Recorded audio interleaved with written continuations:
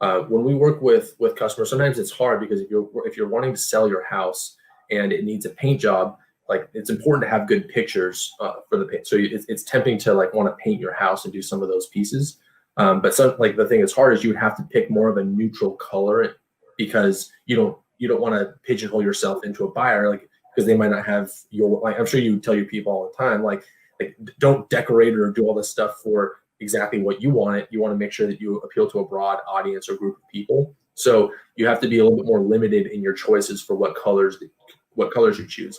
But the person that buys it has their own specific color preferences, and they might be in that home for a long time. So it might make sense for them to paint it, and they want to paint it their own colors. So you might be paying money up front to do the paint job, and then that gets passed on to the customer because you're improving the home, you're protecting it. So there's definitely value that's added there from not just from a color perspective, but from a protection piece like we talked about earlier.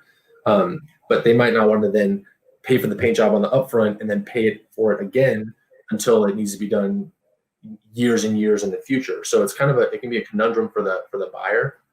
So sometimes what we recommend is, so first of all, can you do a power wash and clean the house? Because sometimes someone thinks they need paint, we clean it, and they're like, wow, this actually looks really good. So it can be really good pictures for you wanting to list it. And then it also gives you the ability to, if you were going to pay for a paint job anyways, maybe include that in on the for the buyer and say, hey, we'll put some money towards a new paint job when you buy the house. That way it's a value add for the buyer because they get a new paint job, and if they go to the house and they say, oh, this paint isn't great, it's like, well, yeah, of course, like we acknowledge it needs a paint job. It's written into there. We just want you to be able to do it how you want to do it rather than how we want to do it. And so a lot of times we see that people really appreciate that and the ability to customize it and make it their own.